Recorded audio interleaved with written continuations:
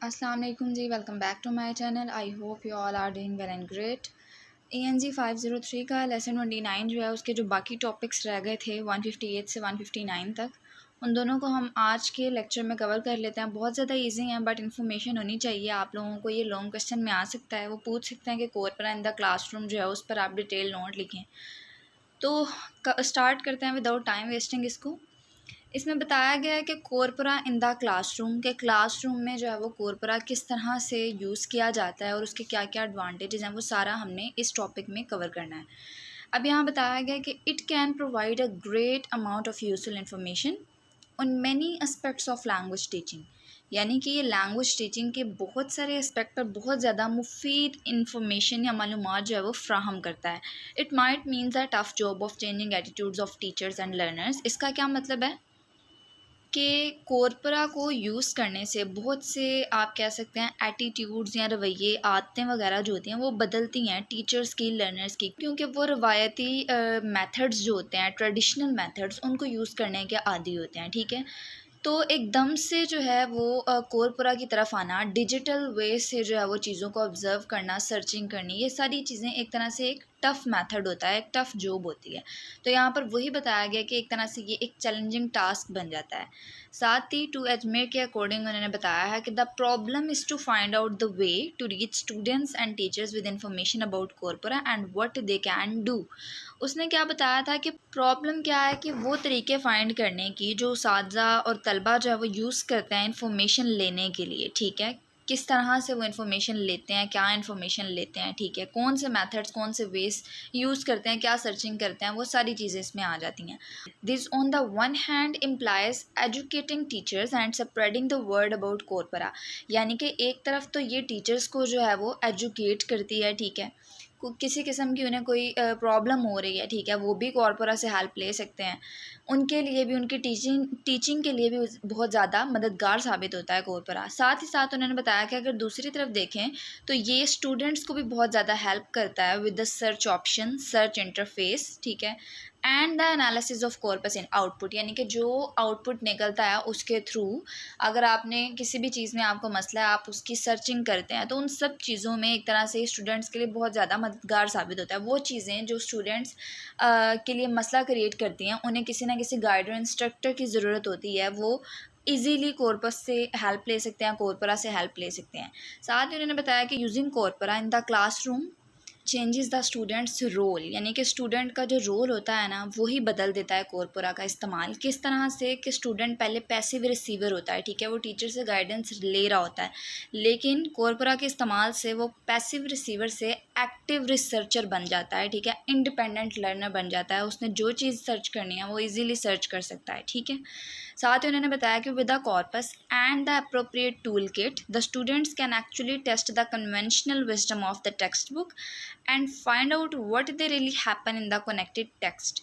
अब यहाँ पर with the corpus and the appropriate tool kit means कि आप स्पेसिफिक सर्च कर रहे हैं, ठीक है, किसी भी वर्ड पर। For example if you are finding collocation word, ठीक है, तो इट मीन्स कि ये आप कोई स्पेसिफिक टेक्स्ट फाइंड कर रहे हैं। इसी तरह उन्होंने बताया है कि the students can actually test the conventional wisdom of the text book.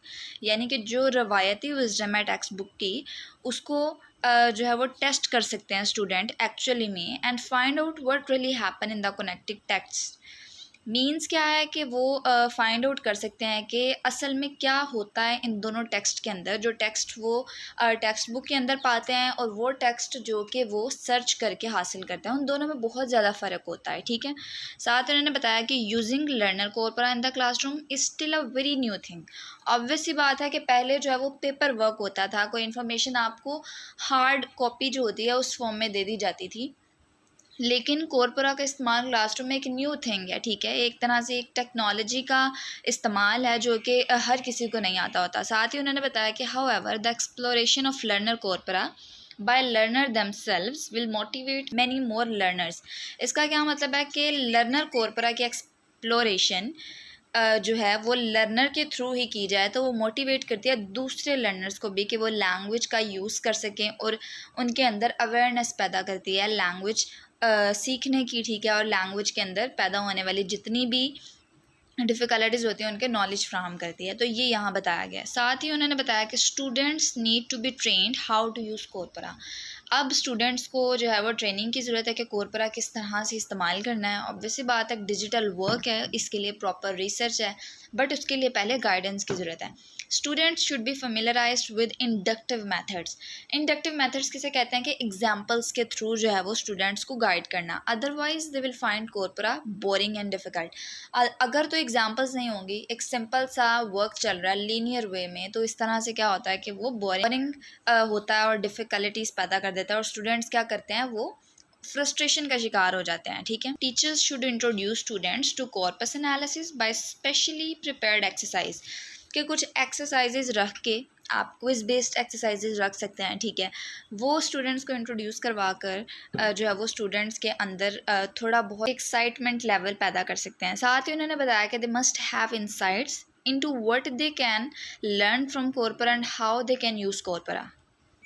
साथ ही उन्होंने बताया कि दे मस्ट हैव इंसाइट्स, उनके पास इतनी बसीरत या परख या समझ होनी चाहिए कि व्हाट दे कैन लर्न, कि क्या वो सीख सकते हैं from corpora, and how they can use corpora, और किस तरह से कैसे वो कोरपरा का इस्तेमाल कर सकते हैं। ठीक है, the students can also do various corpus studies in morphology, यानी कि वो इनमें भी स्टडी कर सकते हैं मॉर्फोलॉजी के एस्पेक्ट्स पर, फ्रेजोलॉजी, सेंटेक्स, इन सब के ऊपर। Some ways in which corpora can be use to create classroom activities. कुछ तरीके से जो है कोरपरा का इस्तेमाल क्लासरूम एक्टिविटीज़ को क्रिएट करने में भी हो सकता है। बहुत सारे वेज से हम इसका इस्तेमाल कर सकते हैं। अब उन्होंने एग्जाम्पल में एक बड़ी इंटरेस्टिंग से एग्जाम्पल यूज़ की है कि show the collocates to the students and ask them to guess the word. ठीक है, कोलोकेट्स किसे कहते हैं कि जो दो वर्ड्स इकट्ठे हमेशा साथ आते हैं। ठीक है, उसको हम कोलोकेट्स कहते हैं। For example strong coffee, chilli sauce, तो ये वर्ड्स क्या हैं, इनको हम सेपरेट नहीं कर सकते, सेपरेट करेंगे तो वो मतलब चेंज कर देगा। ठीक है, तो ये हमेशा साथ आते हैं। तो इसी तरह उन्होंने एग्जाम्पल में कहा है कि आप जो है वो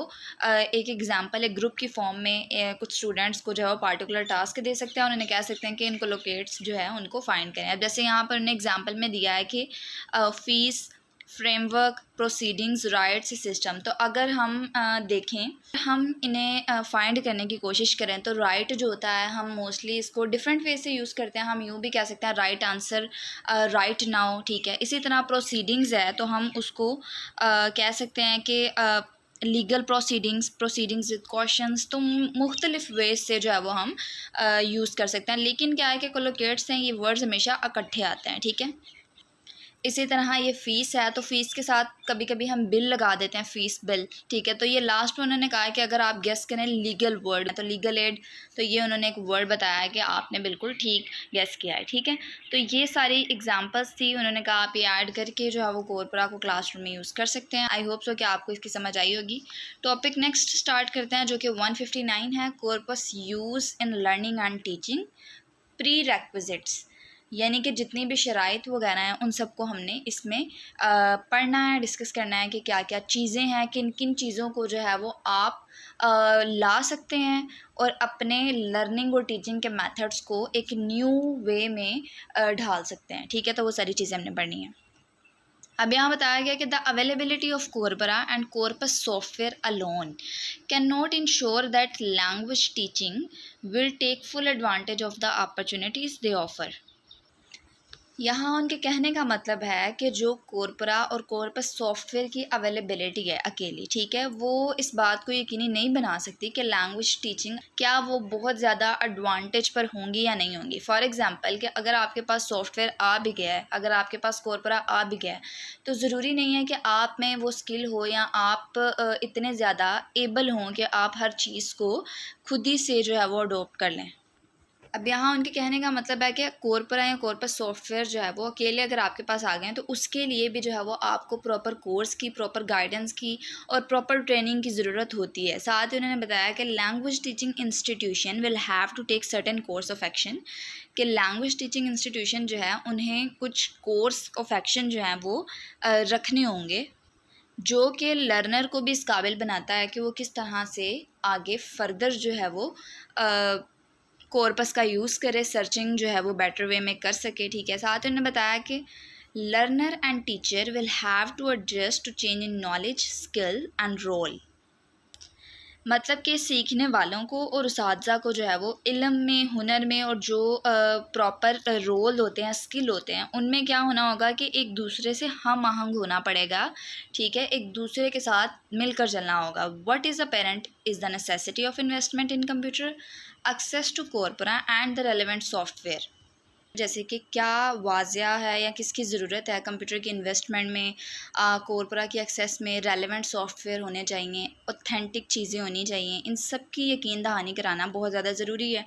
जिस तरह ऊपर उन्होंने बताया कि the availability of corpora and corpus software alone can not ensure, यानी कि ये अकेले जो हैं वो काफ़ी नहीं है या ये फुल एडवांटेज नहीं दे सकते। इसके लिए आपको आपके पास बेसिक नॉलेज होना बहुत ज़रूरी है लिंग्विस्टिक्स की, ठीक है, आपके पास मुकम्मल गाइडेंस होनी चाहिए कोरपरा इस्तेमाल करने की। तो सेम एज़ इट इज़ उन सब चीज़ों के लिए जो है वो आपके पास मुकम्मल सॉफ्टवेयर होने चाहिए, ठीक है, वो सॉफ्टवेयर होने चाहिए कि जो आपकी लर्निंग में आपको हेल्पफुल हो सकें, ठीक है। अब साथ ही उन्होंने बताया कि this would be a costly move, कि ये एक तरह से महंगा प्रोसेस है, ठीक है। If a school were to opt for the hard variant, अगर तो हम हार्ड वेरिएंट और सॉफ्ट वेरिएंट की बात करें तो हार्ड वेरिएंट जो होता है वो बेसिकली रेफ़र करता है फ़िज़िकल और paper based collection of text से, ठीक है, ये डिजिटल नहीं होता, ठीक है, और ना ही हम इजीली इसमें सर्च कर सकते हैं, ठीक है। और अगर तो हम सॉफ्ट वेरिएंट की बात करें तो ये रेफ़र करता है डिजिटल और इलेक्ट्रॉनिक वेरिएंट से, जिसमें हमारी डायरेक्ट एक्सेस होती है कि हम कुछ भी सर्च कर सकें, ठीक है। तो अब यहाँ पर बताया कि if school were to opt for the hard variant की तरफ अगर जाएँ, यानी कि किस तरह से स्टूडेंट्स सीख सकते हैं कोरपरा का इस्तेमाल, टीचर्स के लिए, स्टूडेंट्स के लिए इसमें इंफॉर्मेशन होती है कि हाउ टू यूज़ कोरपरा इफ़ेक्टिवली, ठीक है। तो ये सारी इंफॉर्मेशन जो है हार्ड वेरिएंट की फॉर्म में देना, जिसमें ना सिर्फ टीचर जो है वो एडवांटेज ले सकते हैं, बल्कि स्टूडेंट्स भी जो है वो learner to have direct access, ठीक है, कि लर्नर की भी किस तरह से वो डायरेक्ट एक्सेस कर सकते हैं कंप्यूटर पर, एंड कॉर्पस किस तरह से उनके लिए हेल्पफुल हो सकता है।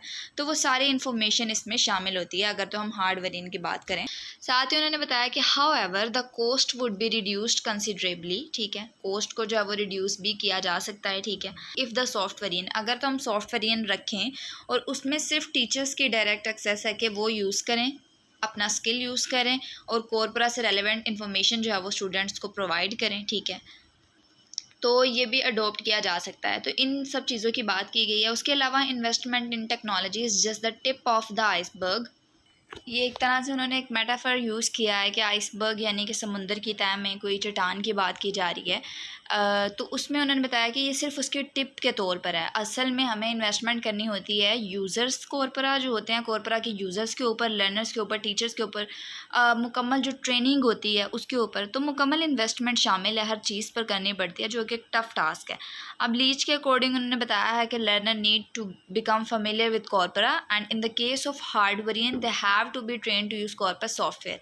और अगर तो पहले उन्होंने बताया कि लर्नर को ज़रूरत है कि वो कोरपरा से फेमिलियर हो, ठीक है, उसकी इन्फॉर्मेशन होनी चाहिए। और अगर तो हम हार्ड वेरिएंट के केस में देखें तो इसमें इंफॉर्मेशन शामिल है कि किस तरह से जो है वो स्टूडेंट्स को ट्रेन करना है, टीचर्स को इन्फॉर्मेशन प्रोवाइड करना है कि वो कोरपरा इस्तेमाल कर सकें, ठीक है।